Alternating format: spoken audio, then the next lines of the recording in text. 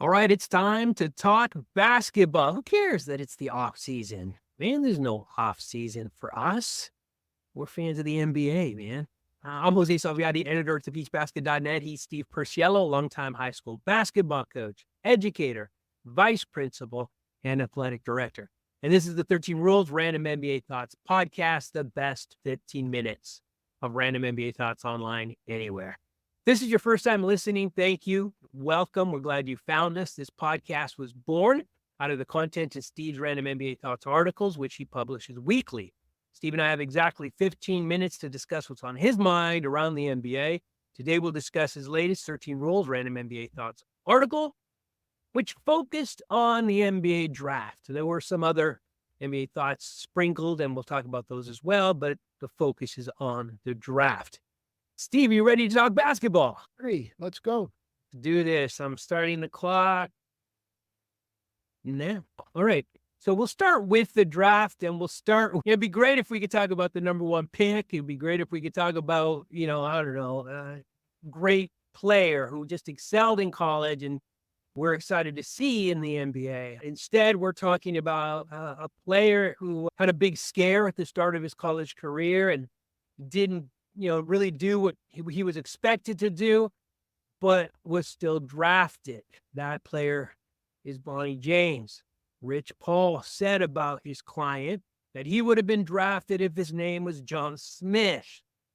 You said a few things about nepotism and about Bronny, but let me ask you that, Steve. If his name was John Smith, would Bronny James have been picked?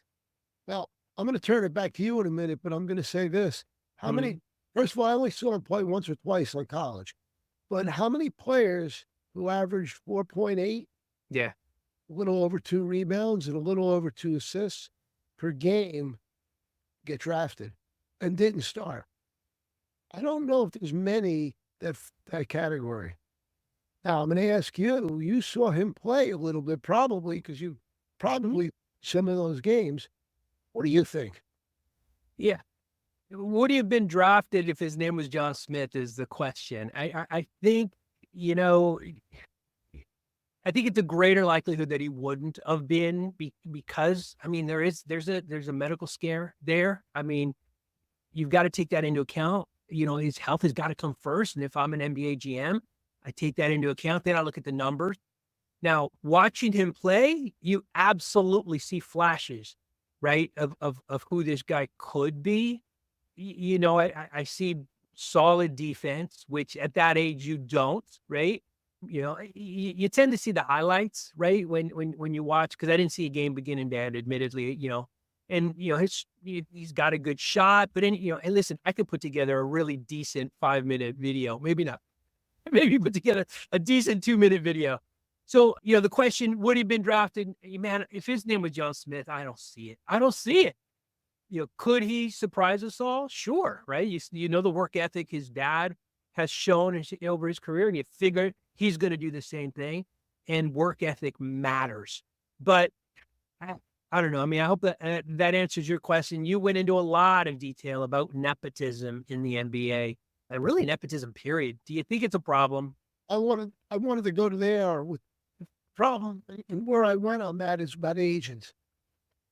It appears, free agency, we all believe in, and that's part of it. But then an agent gets involved, and naturally his first worry is his client. That takes away from a team. And then, and let's use a third or fourth year player who's playing for that big contract, the next contract. He's not worried about the wins and losses of the team. He's worried about the points and all the other things that guy can do. And he's also worried about not getting playing time. He could be a negative influence to a team, that agent, through his player. I think something's missing when we're at the point where Rich Paul or any other agent has more power than the player, than the team, rather, the coach and the general manager. And I think that's where we are. And it's something we've got to think about. Again, I support free agency. There's no other way around it that an agent's going to be powerful. But when they begin to change the game, because we watch the game, we root for the laundry, we root for the wins, we root for all that. We're not concerned if Bronny James scoring 20 or one of your favorite players, Rui Hachimura, scoring 20. It doesn't matter. We just want to see that team win. The agents now are playing a game where it's interfering in. Yeah, and you encapsulated it pretty well in your article when you said, and I'm quoting you now, do we even need to have a draft if agents can call the shots? And Daniel, who was one of the early writers with the Beach Basket, tweeted the same exact thing. What's the point of the draft if the agent can come up and say, listen, my client's going to go to Australia if you draft him? That is admittedly problematic. Listen, I think we're all hoping the best for Bronny, certainly health-wise. And in his career, there's a lot of excitement about seeing him and his dad play basketball for the Lakers on the same team, in the same game. We're hoping that happens. I think it would be spectacularly special. But, unless the dynamic changes with the Lakers, that might be the highlight of their season in 2024-25. And we're not going to go down that rabbit hole. Well, I'm not going near. They have a fine team. Instead, we're going to go on to topic number 2. You said the Knicks, after trading for Mikal Bridges, have 7 really good players and 1 great one.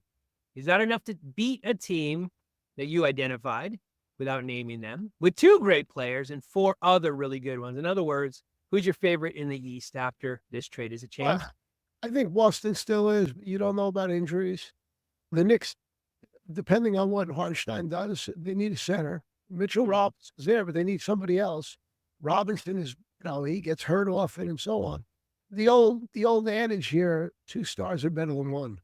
I think Bridges is a real good player, a good 3rd or 4th guy on a team. I think Anunoby is a good 4th guy on a team.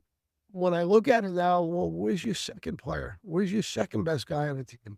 So I think the Knicks are good.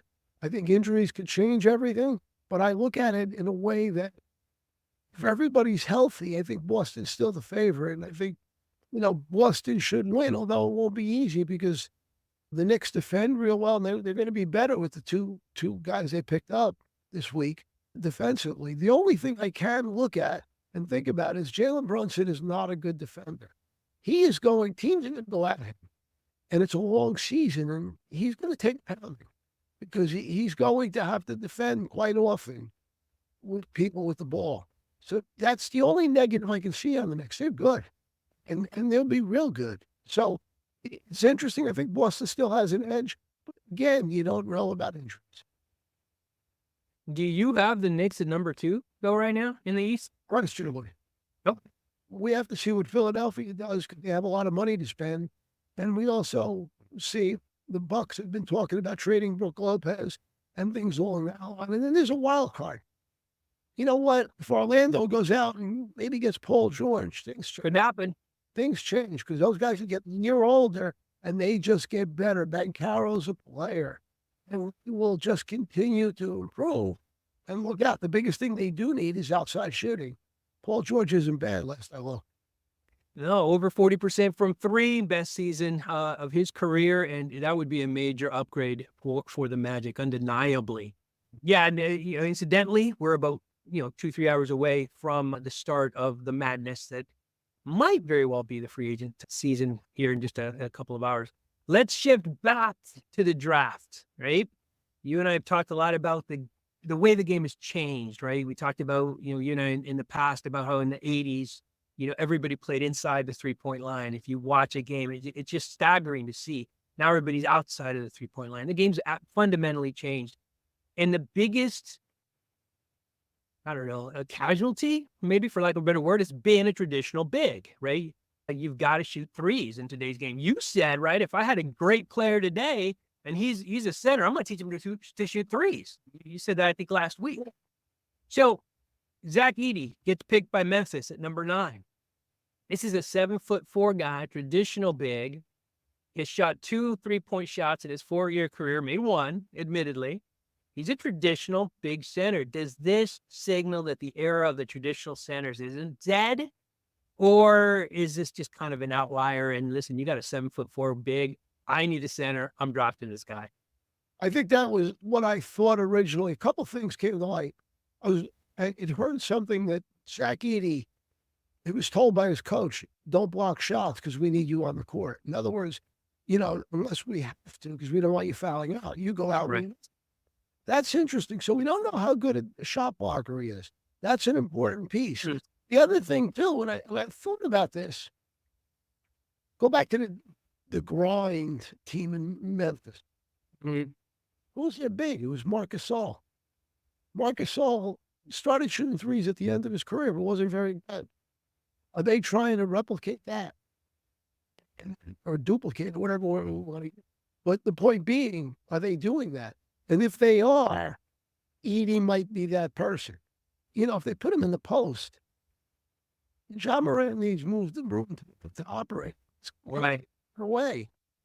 That's the only two things I thought about, because I thought they might have wanted the Klingon, and he went earlier. So then, because there were rumors during the week they were going to trade Marcus Smart, or looking to trade Marcus Smart. So, the thought being they wanted Klingon, and well, they didn't get Klingon, but they need a center. So what do? Then we go out and take the next center of the hill. Yeah. So I'm torn and trying to figure that one out. Yeah. And I'm torn because I definitely want to get to the last point, but I got to ask you, you're a GM. Do you pick the best available player, or do you pick for your need? Because those aren't often the same player. We'll answer. Let's go back about, I don't know, 5 years, 40 years ago, whatever it is. There was a guy by the name of Jordan in the draft, and I think Portland quite do that. They had Clyde Drexler, man. They didn't need him. How did that work out? So, simple answer. Get the, no matter who it is, get the talent. Yeah, I 100% agree. I 100% agree. Last topic, and I love this one. And I'll go as quick as I can because we are running out of time. The shot clock is clicking. It's ticking. Is there anything more subjective than NBA salaries? You presented this scenario. Player 1, 30 years old, 10 points, 4 rebounds, 4 assists. Player 2, 27 years old, a couple years younger, 14 points, a couple more points, 4 rebounds, same rebounds, 2 assists, less assists. Player 1 is earning $10 million a year, while player 2 is earning $42 million a year. Now, I got to ask you, and you can tell us who those players are. Does player 2 have a better agent, a more desperate team, or something? Or is it just subjective, man? What's going on here? Because that is crazy. First of all, player 1 has 2 all defensive honors. Player has 1, which is interesting. Think a couple things happen here. Let's look at it. Alex Caruso's player 1, player 2 is at the Anunoby. Okay? Now, a couple things happen. First of all, Caruso was signed 3 years ago, or 3 or 4 years ago, and Anunoby was just signed.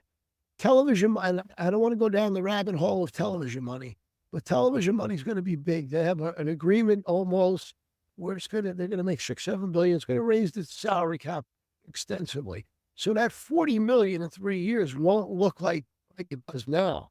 Don't forget, I think next year's projection is 141 million, and it's supposed to rise 10% every year. So now if you start doing the math, you got a lot of money, over 200 million in 4 years. So 42 million doesn't look as bad because that's only a little more than a fifth of the overall. So in that way, yeah, but also the other piece we have to look at is the Knicks were in a bind.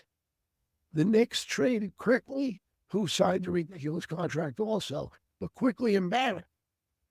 And if they only got this guy for the end of the year and he was hurt, they have a problem. I mean, they're losing. They gave away 2 pretty good players for nothing. The other thing, and I did make the comparison, I want to emphasize this. Anunoby, he's averaging 52 games a year for the last 4 years, where Caruso's averaging 59, I believe. That's a big thing. If he's going to miss 30 games every year, you're paying a lot of money for somebody who's basically using up his vacation days because he's never there. And me, it just all strikes me in a way. It's kind of crazy. The other and that's not the takeaway from the Knicks. They have a good team. Right. It will help them. But it's just crazy, the money, and it just doesn't add up. I don't think it's agents as much as timing and grades and all that. Yeah. We talked about this earlier, and I made the point that this is like OG just kind of hit the lottery, man. And AC Alex Caruso just hasn't been that fortunate, because when you look at their numbers, you look at their impact, you can make the argument Alex Caruso, better player might be tough, but certainly as good a player, different players, right? But he just hasn't been as fortunate as OG. Caruso can guard probably from one. I saw him guard Tatum during the season, so we can more. Anunoby can guard anybody. The one thing I'll say about Anunoby, he doesn't have a great offensive game at all. He can shoot a three in the corner. You move him up, force him on the wings. It's even money. Not even money. It's not close to even money, but it's a lot worse. And then when he goes to the basket, his footwork is just horrible. And he almost tripped himself. He has a tough time shooting a layup on balance. Those are things that, I hope they fix it, work with him, and he can fix that. But, that's limited type stuff. And it's just amazing that he's getting that. Caruso has displayed the ability to become a better shooter over the years. I think a couple of years ago with the Lakers, he wasn't good. But, it just doesn't make a lot of sense, I guess, the answer. Yeah. End of the day, it's about luck of the draw. I think it's a little bit of everything, right? You got to have the right team, you got to have the right agent, you got to be the right place at the right time. Timing. That's about timing, yeah. But that's rough, especially when you look at those numbers. It's a hard pill to swallow if you are Alex Caruso or an Alex Caruso fan. What would you think Anunoby should have gotten on the open market? Yeah, I mean, and that's what makes it subjective and difficult. I mean, you can't, if you started making objective rules, right, and set boundaries, right, you need certain, this would be interesting, right? You need to have certain amount of time before you can make certain amount of salary, right? 2 years, 4 years, 6 years. You get first team NBA, you can get this much. You get second team NBA, you get defensive player of the year, you can get this much. So if you made it objective, I think it would be absolutely interesting, but it would change everything, right? Because there's no good way to answer your question, because those rules don't exist here, right? Based on just the numbers alone, all you can do, it's kind of like, an appraiser who's looking at a house, right? Check comps, right? Who else is getting those numbers? Who's, and what's the salary? That's what OG should be getting. But again, right time for OG, right teams. Who's better, he or Mikal Bridges? Who would you rather take on your team? But it's apples to oranges, man. Mikal Bridges is a better offensive player. So who would you take? I would take the better offensive player. And they're both really good defenders. Yeah. So, and Mikal, I think he's making about $24 million. I'm not positive on that one, but if he's making that, this guy just hit for $42 million. Bridges, I think, got 2 more years on his contract. What will he be worth in 2 years?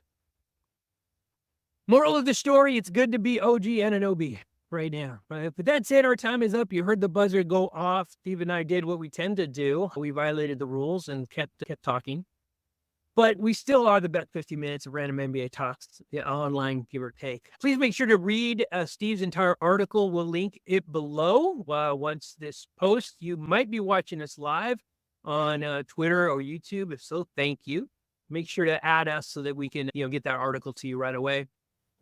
Steve and I are, during the off season, excited to host a new show. We're calling it 13 Rules Overtime, where Steve dives into players that he actually got to see play that you may have heard of. I would say you definitely heard of, but you don't know a lot about. And the player we're discussing on the next Overtime show is the guy who has the second most NBA championships in NBA history to Bill Russell's 11, and that's his teammate, Sam Jones. Excited to learn more about Sam. I don't know anything about this guy, I'll be honest with you.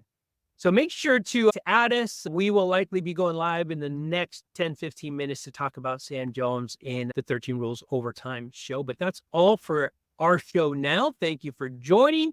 Thank you for listening. Please consider subscribing, liking, commenting, all that stuff just helps a ton. And make sure to join us again next week for another 13 Rules podcast. Steve, we'll talk then. Take care.